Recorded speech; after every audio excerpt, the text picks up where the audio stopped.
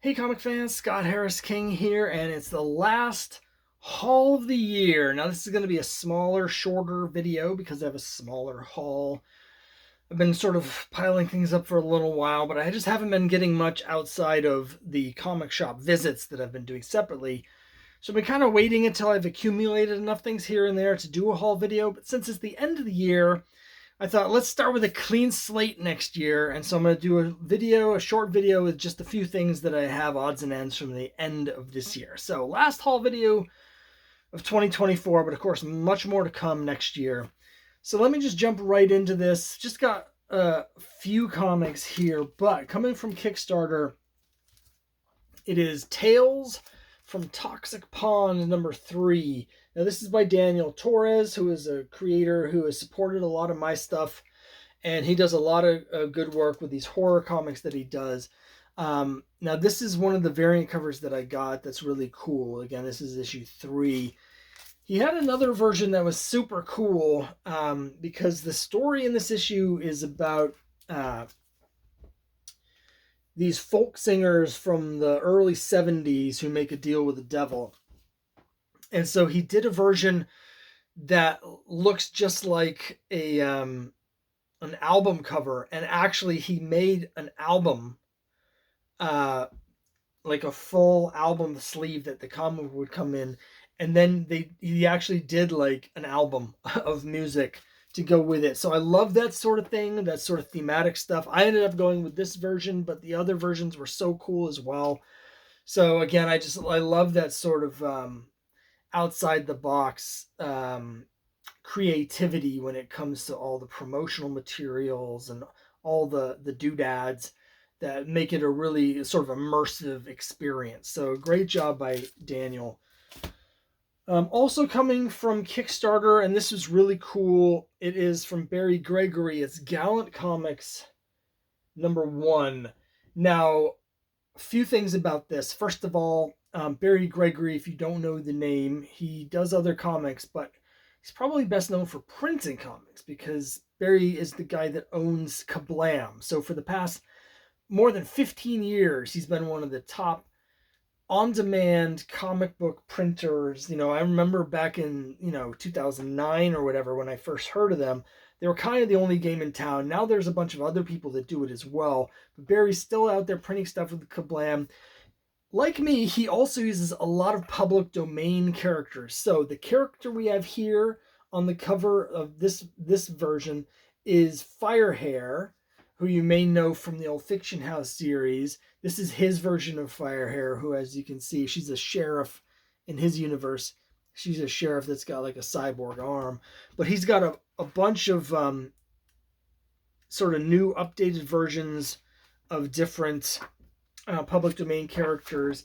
This is an anthology, so there's a bunch of stories, and so a lot of them are going to be carried over into the next issue.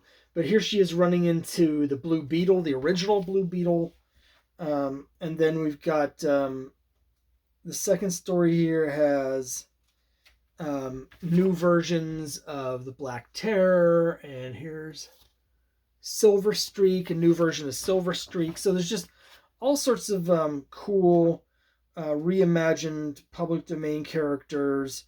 There's a really interesting version of Daredevil in here. We've got versions of Captain Atom and the Six Gun Gorilla. So there's a lot of cool stuff here. Some really good artwork in here. I'm at the point now where I've worked with a number of different artists, and I'm starting to see comics where some of the artists that they're working with are people that I've worked with. It's really cool to see that. So I really enjoyed this quite a bit. He's done other books in the past. For instance, here's the ad for next issue, and you can see it's got Biff Stone Monster Hunter. Now, he did a Biff Stone miniseries that I've showed before because I have that here as well. But and this is an homage cover, homaging a Plug cover, which of course I appreciate. So really excited to get this. I really enjoyed it, actually, so it was really cool. Now, in terms of back issues, it's a recent back issue, and I've talked about this already in another video, but I haven't shown it. I was really excited to get this. It's a first printing of Santos Sisters #1. Now, Santos Sisters is is one of my favorite series going on right now, which you can tell because it's one of only 2 comics that I have on my pull list. It's this and Usagi Yojimbo on my pull list. But issue 1 I missed when it came out. Now they've done 3 printings of this so far. They might have even done a 4th printing because it sold out. So getting the first printing has proven to be difficult. I ended up paying $30 for this off of eBay. They're not that easy to find. In the previous video, I mentioned that when I was out in California, I got the last issue I was missing, which was actually issue 3, because that's completely sold out to the point where there are no copies available on eBay even. So I was really excited to get issue 3, but I was also excited to get this. I now have a complete run of Santos Sisters, it's 7 issues plus the Halloween special. And I was just totally stoked for that.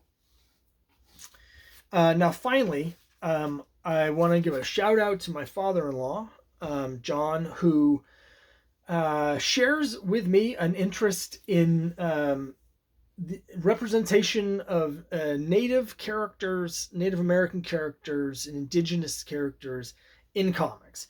And he sent me a whole set of all 3 versions of the first comic book appearance of Kahori. Now, this just came out a couple months ago. We were actually on vacation when this came out. We were out in California on that trip for my father-in-law's 75th birthday party. And so we were surprised and excited and grateful when we came home and found that he had gotten copies of these for a set for me and a set for my wife. So Kahori, for those who don't remember the character, first appeared last year in a couple episodes of What If. She's sort of the first character that is basically introduced in the Marvel Cinematic Universe to then go into the comics, unless you're counting like Agent Coulson. But in terms of superheroes, it was the first time that the MCU has really created their own new superheroes as opposed to drawing from the comics. And so we have her first comic book appearance here finally. It's Kahori, issue 1. So that's exciting, but there's 2 variants, both of which he got for us as well. So here's the Art of Marvel animation variant here, which is really cool.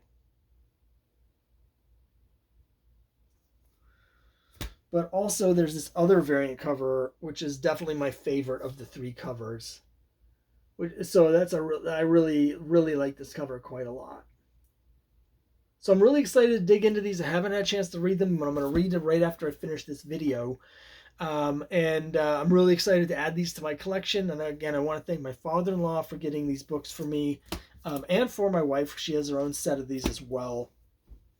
So I really loved the What If episode with Kahori.